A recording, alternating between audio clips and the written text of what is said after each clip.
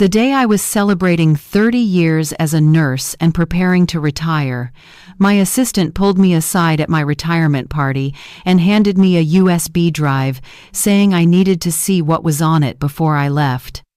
What I found on that drive made me cancel my retirement, contact federal authorities, and blow the whistle on a conspiracy that had been killing patients for years.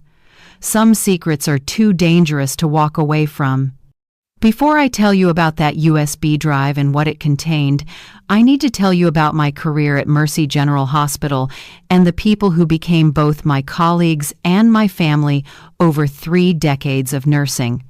I started at Mercy General right out of nursing school at age 23. It was 1985, and I was young, idealistic, and passionate about helping people.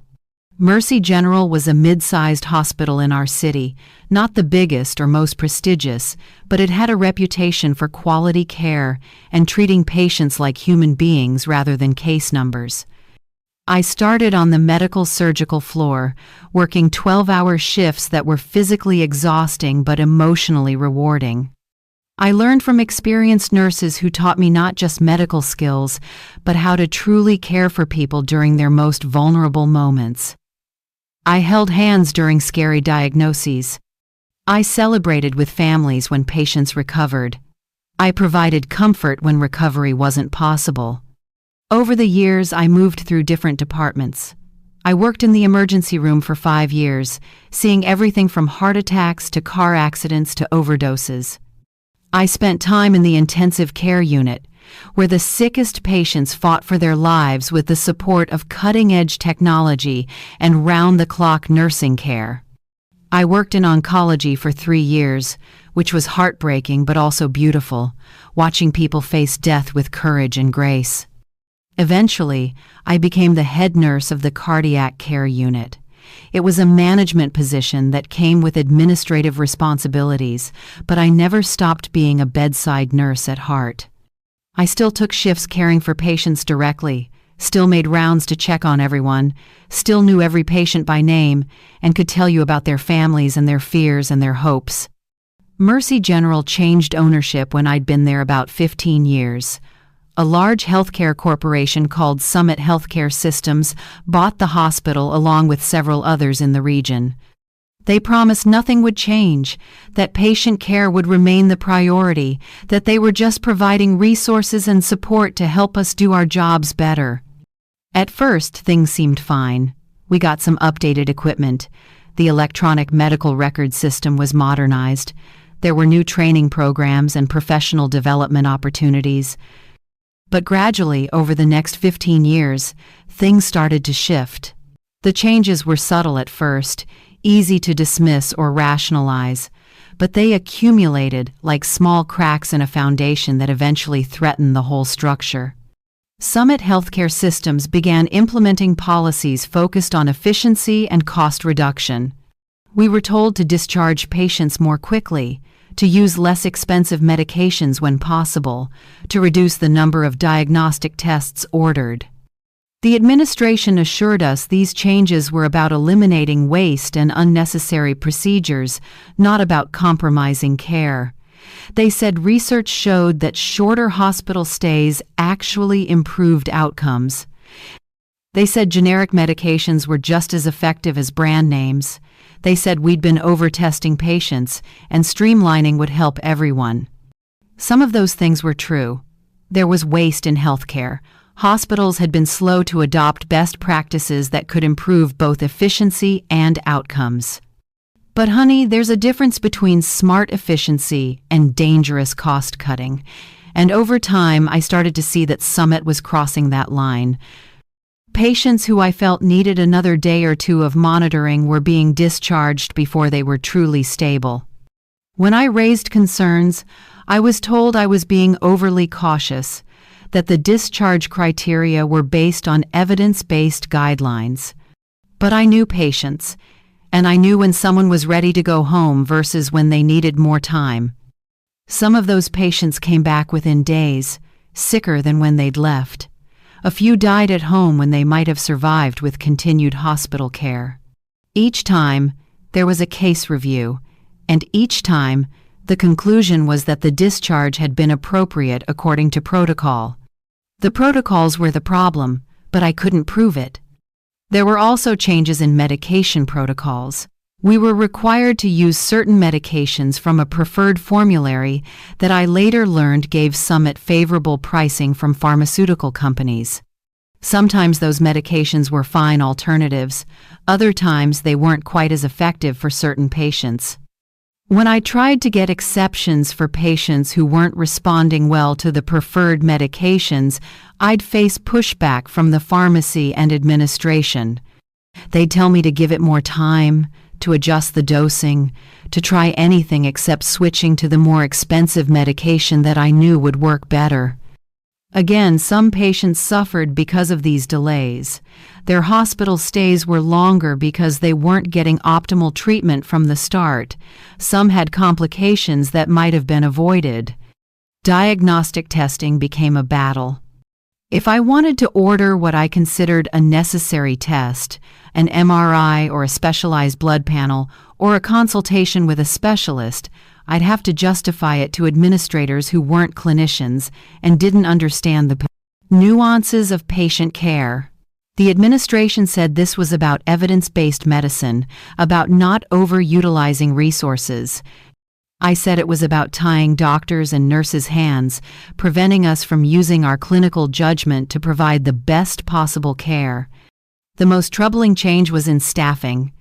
Summit gradually reduced the number of nurses on each shift while increasing patient loads. When I started in cardiac care, we had a ratio of 1 nurse to 3 or 4 patients. By the time I was preparing to retire, that ratio had been increased to 1 nurse to 6 or 7 patients. That might not sound like a big difference, but in critical care, it's enormous. Cardiac patients need constant monitoring and quick intervention when things go wrong. With 6 or 7 patients, a nurse couldn't possibly give each one adequate attention. I fought against this change more than anything else. I went to administration repeatedly, citing studies that showed higher nurse-to-patient ratios led to more complications and higher mortality rates.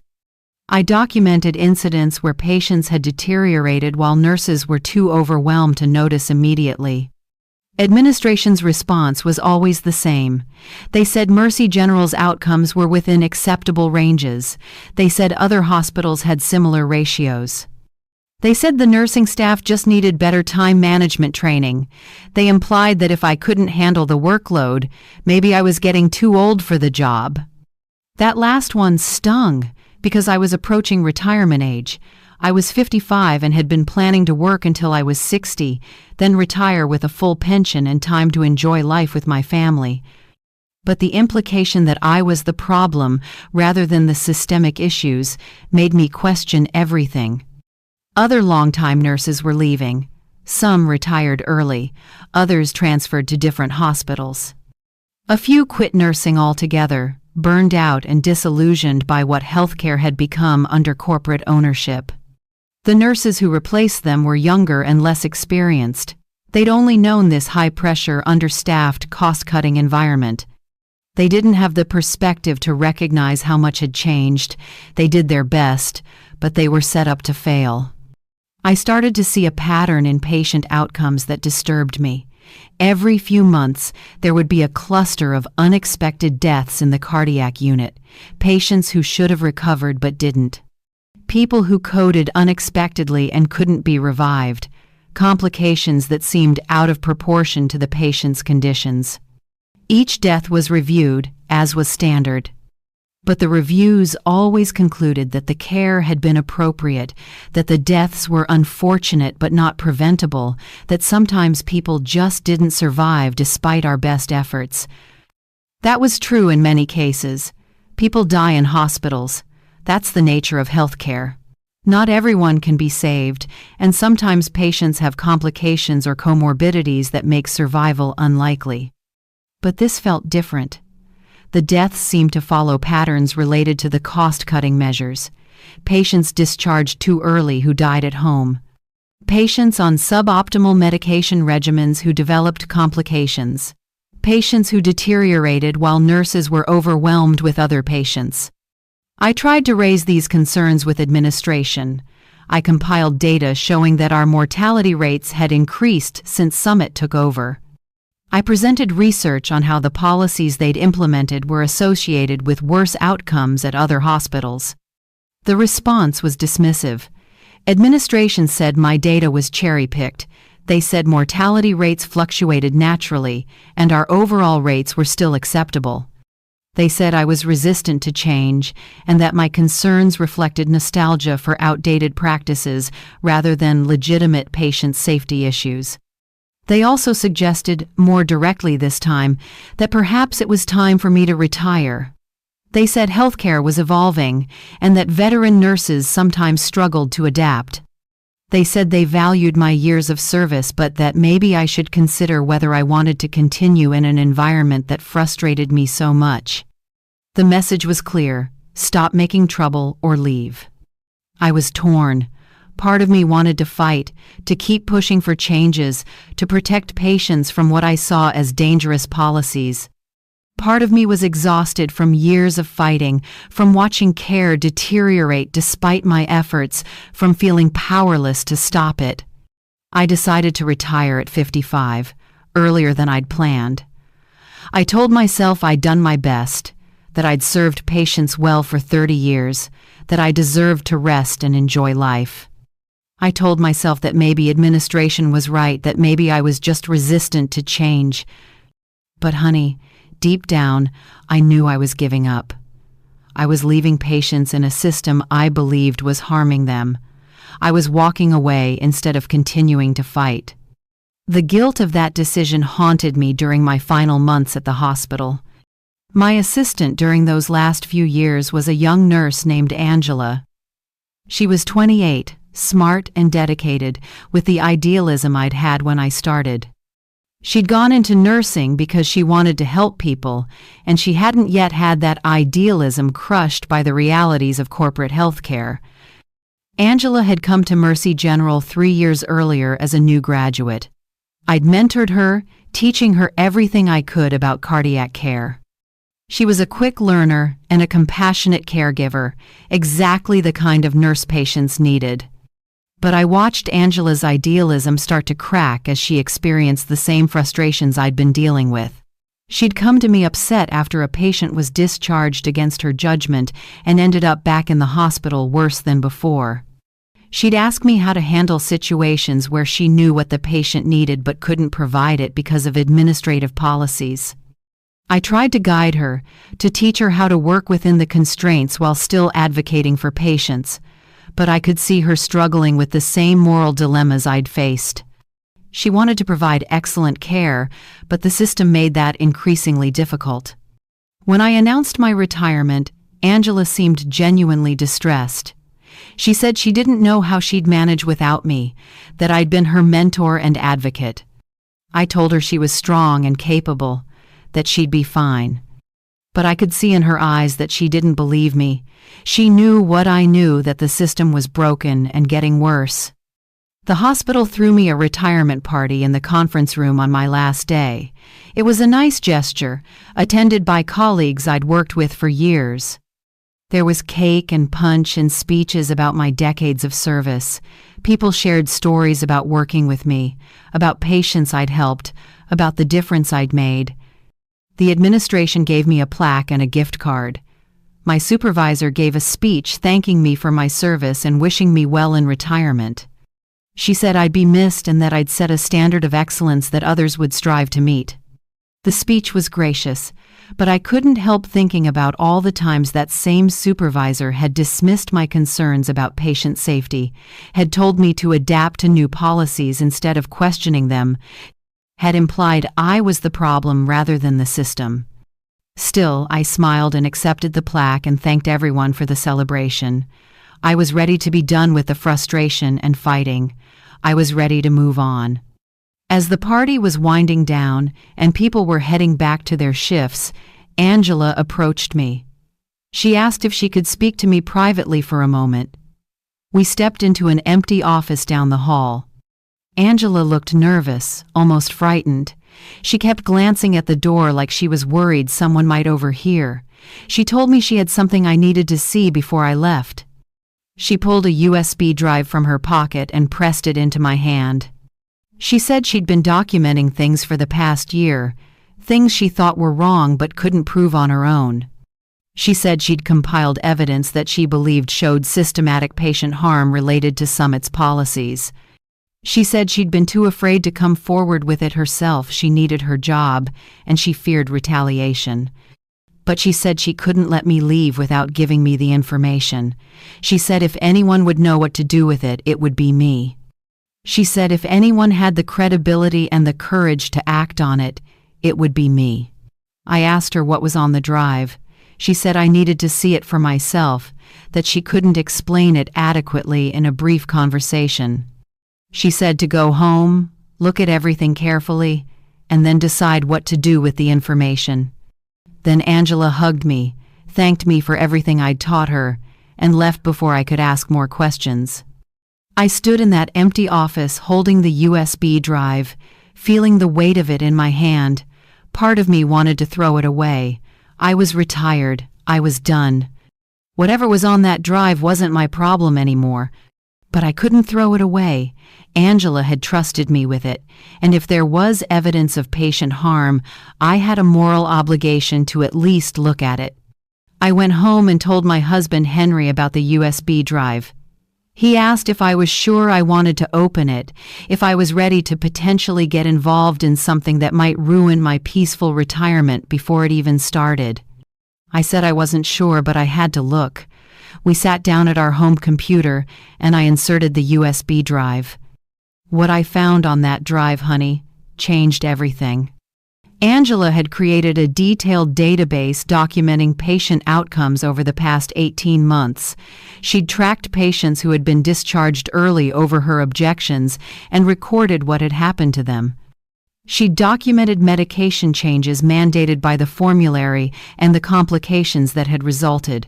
She'd noted instances where understaffing had led to delayed response to patient deterioration. But that was just the beginning. Angela had also uncovered something much more sinister. She'd gained access to internal Summit Healthcare Systems documents, I don't know how, and I didn't ask, that showed the company had conducted its own analysis of outcomes at Mercy General and its other hospitals. Summit knew that their policies were associated with increased mortality rates. Their own statisticians had documented it. The death rate at Summit hospitals had increased by 18% since they'd implemented their cost-cutting measures. 18%. That meant patients who had a reasonable chance of survival were dying at much higher rates than before Summit took over. And Summit had known about it. They'd reviewed the data, they'd discussed it in internal memos. And they'd decided the increased deaths were an acceptable trade-off for the cost savings they were achieving. One memo, written by a Summit executive, actually used the phrase, acceptable losses. It calculated that the cost savings from shorter hospital stays, cheaper medications, and reduced staffing exceeded the potential liability from lawsuits related to the increased deaths. They'd done a cost-benefit analysis and decided that killing more patients was profitable. I sat at my computer reading through document after document, feeling sicker with every page. This wasn't just bad policy or misguided efficiency measures. This was corporate manslaughter. Summit Healthcare Systems was deliberately implementing policies they knew would kill people because it improved their profit margins. There were also documents showing that Summit had coached administrators and risk management staff on how to defend the policies. They had templates for responding to family complaints. They had strategies for attributing deaths to patient conditions rather than care quality. They had lawyers who specialized in defending medical malpractice cases and limiting damage awards. The whole thing was systematized. They'd created a machine that killed patients for profit and then covered it up. Angela's database showed at least 40 deaths at Mercy General alone that appeared to be directly related to Summit's policies. These were patients who should have survived but didn't, who had died from preventable complications, who had deteriorated while nurses were too understaffed to notice. 40 people dead at one hospital over 18 months. If similar patterns existed at Summit's other hospitals and the internal documents suggested they did, the total death toll could be in the hundreds or even thousands. I thought about all the times I'd raised concerns about patient safety and been dismissed. I thought about the deaths I'd witnessed that had seemed preventable but had been ruled unavoidable. I thought about the families who'd lost loved ones and been told nothing more could have been done. They'd been lied to. We'd all been lied to. Summit had known all along that their policies were killing people, and they'd hidden that truth while continuing to implement those deadly policies. I looked at Henry and said that I couldn't retire. Not now, not with this information. I had to do something about it. Henry asked what I planned to do. I said I was going to blow the whistle. I was going to contact federal authorities, send this evidence to journalists, do whatever it took to expose what Summit Healthcare Systems was doing. Henry warned me that going up against a large corporation would be difficult and potentially dangerous. They'd have lawyers and resources and strategies to discredit me. They'd paint me as a disgruntled employee with an axe to grind. They'd question my competence and my motives. I said I didn't care. People were dying. If I walked away and did nothing, I'd be complicit in those deaths. The next morning, I called the hospital and told them I was rescinding my retirement. I said there were matters I needed to address before I could leave in good conscience. The administration was confused but agreed to delay my official retirement date. Then I called a healthcare attorney who specialized in whistleblower cases. I explained the situation and asked for guidance on how to proceed. The attorney said I had protection under federal whistleblower laws if I was reporting violations of healthcare regulations and patient safety laws. He advised me to first report the issues internally through proper channels, documenting that I'd done so. That would strengthen my case if the hospital failed to address the problems and I needed to go to outside authorities. I scheduled a meeting with hospital administration and the risk management department. I brought copies of Angela's documentation and the internal Summit documents. I laid out everything I'd found: the increased mortality rates, Summit's knowledge of the problem, the cost-benefit analysis that treated patient deaths as acceptable losses. The room went silent as they reviewed the materials. Finally, the hospital CEO said they'd need to investigate the allegations thoroughly.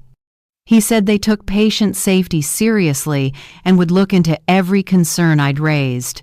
He asked me to give them 2 weeks to conduct an internal review. I said I'd wait 2 weeks, but that if I didn't see meaningful action, I'd be taking the evidence to the state health department and the Centers for Medicare and Medicaid Services. The CEO looked uncomfortable but agreed to those terms. Over the next 2 weeks, I heard nothing from administration. I went to work each day, caring for patients and waiting to see if the hospital would actually address the problems or if they'd try to cover them up. On day 13, I was called to a meeting with the hospital attorney and the head of human resources. They told me that they'd completed their internal investigation and found no evidence of systematic patient harm. They said the mortality rates I'd cited were within normal statistical variation. They said the internal Summit documents I'd provided appeared to have been obtained improperly and possibly altered. They said that making false accusations against the hospital and its parent corporation was a serious matter. They said that if I continued to spread these allegations, I could face legal action for defamation and breach of confidentiality. Then they offered me a deal. They said if I dropped my complaints and retired quietly, they'd give me a severance package worth 6 months' salary in addition to my pension. They'd also agree not to pursue any action against me for allegedly accessing confidential corporate documents. It was a bribe and a threat all in one package. Take the money and shut up or face legal consequences. I told them I declined their offer. I told them I'd be filing reports with state and federal agencies within the week. The hospital attorney said I was making a serious mistake, that I was destroying my reputation and my legacy at the hospital. He said no one would believe a disgruntled employee over a respected healthcare corporation. I walked out of that meeting and went straight to my attorney. He said I'd done everything right by attempting internal reporting first. Now I had documentation that the hospital had failed to address serious patient safety concerns, which strengthened my whistleblower protections. We filed reports with the state health department, the Centers for Medicare and Medicaid Services, and the Office of Inspector General for the Department of Health and Human Services. We provided all of Angela's documentation and the internal summit documents. We also contacted journalists at the local newspaper and a national healthcare news service. I gave on-the-record interviews detailing what I'd discovered and why I'd chosen to come forward. The response was swift and intense. The state health department launched an investigation. Federal authorities opened their own review. The newspaper ran a front-page story about allegations of corporate healthcare putting profits over patient safety. Summit Healthcare Systems immediately went into damage control mode. They issued statements denying all allegations. They said I was a disgruntled employee with a history of resisting modernization. They questioned my competence and suggested I might be suffering from age-related cognitive decline. They said Angela's documentation was unreliable and potentially falsified. They said the internal documents I'd provided had been taken out of context or altered to support a false narrative. But the federal investigators didn't dismiss the evidence as easily as Summit hoped. They conducted their own review of patient outcomes at Summit hospitals and found patterns consistent with what Angela had documented. The increased mortality rates were real and statistically significant. The investigators also obtained additional internal Summit documents through subpoenas. Those documents corroborated what Angela had found. Summit executives knew about the increased death rates and had decided they were acceptable. The investigation took 8 months. During that time, I faced constant attacks on my credibility. Summit's lawyers sent me cease and desist letters threatening legal action. Colleagues who still worked at the hospital were instructed not to speak to me. Some friends and fellow nurses distanced themselves, either because they believed Summit's version of events or because they feared retaliation if they supported me. But others came forward. Nurses at other Summit hospitals contacted me privately to say they'd observed similar patterns. Families who'd lost loved ones at Summit facilities reached out to share their stories. A few brave colleagues at Mercy General corroborated my account of the institutional problems. Angela, who'd initially planned to remain anonymous, eventually came forward publicly. She said she couldn't let me fight alone, that this was as much her battle as mine. Summit immediately terminated her employment and threatened her with legal action for allegedly stealing confidential documents. My attorney filed a lawsuit on both our behalf for wrongful retaliation against whistleblowers. That lawsuit is still ongoing. The federal investigation ultimately found that Summit Healthcare Systems had violated multiple federal healthcare regulations and patient safety standards. They found that Summit had implemented policies that prioritized cost reduction over patient welfare and had failed to address known increases in adverse patient outcomes. Summit was fined $50 million, the largest penalty ever assessed against a healthcare corporation for patient safety violations. They were required to implement extensive reforms to their policies and procedures. They were placed under enhanced federal oversight for 5 years. Several Summit executives resigned or were terminated. The CEO faced possible criminal charges for knowingly implementing policies that endangered patients, though I don't know yet if those charges will actually be filed. Most importantly, Summit was required to change the policies that had been killing patients. The discharge criteria were revised to prioritize patient safety over quick turnover. The medication formularies were expanded to allow clinicians more discretion. Staffing ratios were improved to ensure nurses could provide adequate care. Lives were saved because of these changes. That's not speculation. The mortality rates at Summit hospitals decreased significantly once the reforms were implemented. But honey, I can't help thinking about all the people who died before those changes happened. 40 people at Mercy General alone, probably hundreds or thousands across all Summit facilities. People who would still be alive if Summit had prioritized patient care over profit margins.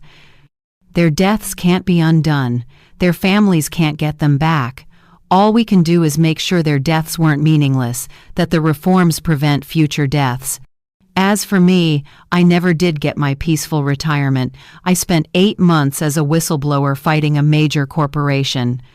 I faced professional attacks, legal threats, and personal stress that aged me beyond my years. But I also got something more valuable than a peaceful retirement, the knowledge that I'd done the right thing, that I hadn't walked away when patients needed someone to fight for them, that I'd used my knowledge and experience and credibility to expose a deadly conspiracy and force change. I'm back at work now, not at Mercy General. I could never return there after everything that happened, but at a different hospital where I oversee quality improvement and patient safety initiatives. I use what I learned from the Summit case to help healthcare organizations prioritize patients over profits. Angela works with me. She's become a fierce patient advocate and a leader in the movement to reform corporate healthcare. She says I gave her the courage to stand up.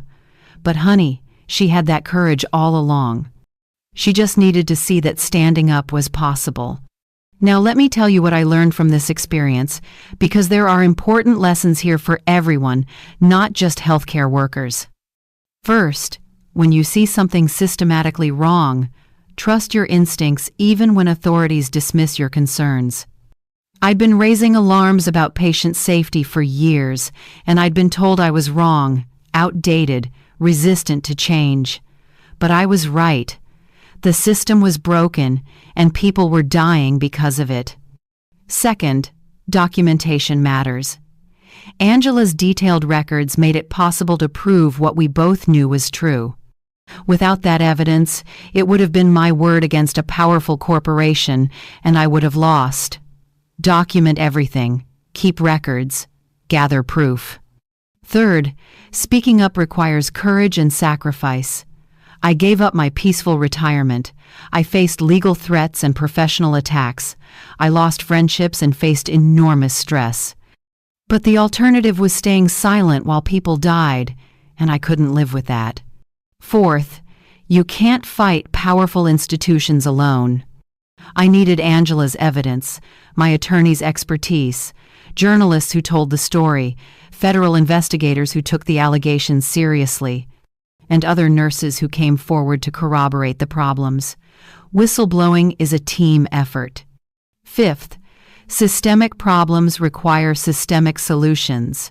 Individual complaints weren't enough. We needed federal intervention and mandatory reforms to force change across an entire healthcare system. And finally, honey, some things are worth more than comfort and security. I could have taken Summit's bribe, retired quietly, and enjoyed my golden years without stress or conflict. But I would have had to live knowing that I'd been bought off while patients continued to die. I chose the harder path, and I'd make the same choice again. The USB drive Angela gave me at my retirement party contained evidence of corporate manslaughter, a healthcare company knowingly implementing policies that killed patients because it was profitable. That evidence led to the largest patient safety enforcement action in federal history and reforms that have saved countless lives. But it almost didn't come to light. If Angela hadn't been brave enough to compile that evidence and trust me with it, if I'd chosen retirement over responsibility, Summit would still be implementing those deadly policies. More people would be dying while executives celebrated their profit margins. Sometimes, honey, a retirement party gift turns out to be a call to action. Sometimes walking away isn't an option. Sometimes you have to cancel your plans and fight for what's right, no matter the cost. That USB drive gave me something more valuable than any retirement gift: the opportunity to make a real difference, to save lives, to hold the powerful accountable. I didn't get my peaceful retirement at 55, but I got something better. I got to finish my nursing career not by walking away from problems I couldn't solve, but by solving the biggest problem I'd ever faced. And honey, that's a legacy worth more than any plaque or gift card or comfortable retirement could ever be. If this story left you breathless, don't just click away, stay with me a moment. Hit that like button, subscribe, and share this story with someone who still believes that doing the right thing matters, even when it costs everything. This isn't just a story about a USB drive, honey. It's a story about conscience, courage, and the heavy price of truth. It's about what happens when one woman refuses to be silent while others suffer. Because sometimes walking away isn't peace, it's guilt wearing a comfortable disguise. Tell me in the comments, what would you have done if you discovered your workplace was covering up deaths to save money? Would you stay quiet and protect yourself, or stand up and risk it all for the truth? Your words matter. Someone out there needs to know they're not alone in choosing what's right. Every time you like, comment, or share, you help keep these real stories of strength and integrity alive. You help shine a light on the people who fight the battles most of us never see. And when you hit subscribe and turn on notifications, you're joining a community that believes justice, compassion, and truth are worth fighting for no matter the cost. Because some stories aren't just meant to be heard, they're meant to wake us up. They remind us that heroes aren't always wearing capes. Sometimes they wear scrubs, hold a USB drive, and refuse to let lives be reduced to acceptable losses. So honey, don't just watch, be part of the mission. Like, comment, share, and never stop standing up for what's right.